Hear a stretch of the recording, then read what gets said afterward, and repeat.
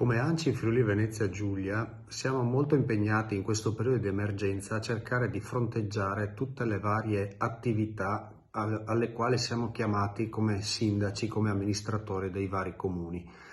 A questo proposito accogliamo con grande piacere la novità che è stata introdotta proprio oggi da parte della Presidenza del Consiglio dei Ministri, con la quale si ridà via libera all'utilizzo del flusso dei dati che servono a ciascun territorio per quanto riguarda il trattamento dei contagi e delle attività che sono ad esse correlate.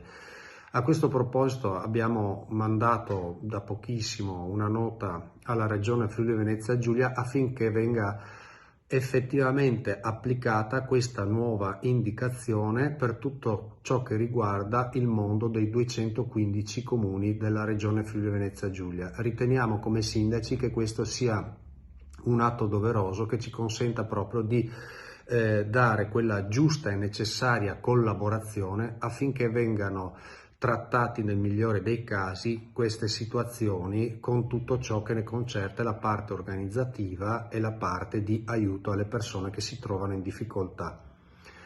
Inoltre, come ANCI, pochi giorni fa, nell'ultimo esecutivo, ma anche in sede di Consiglio delle Autonomie Locali, abbiamo sottolineato quanto siano importanti le misure che vengono attuate dai vari comuni, sia in termini organizzativi, quindi con la chiusura e l'utilizzo delle prestazioni degli uffici solo mediante appuntamenti, magari possibilmente a distanza, l'utilizzo del lavoro agile come è stato ben adesso delineato dalle nuove normative e anche le esigenze di sanificazione dei locali di carattere straordinario.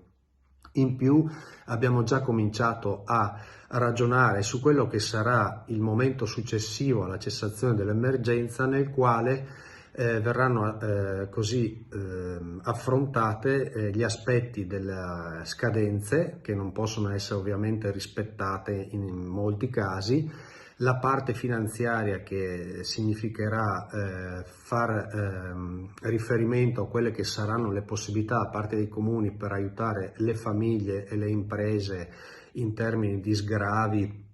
e di aiuti appunto al sistema, e anche per tutto ciò che riguarda gli appalti, proprio per una questione sia di scadenze delle procedure sia anche per quanto riguarda i contratti in corso.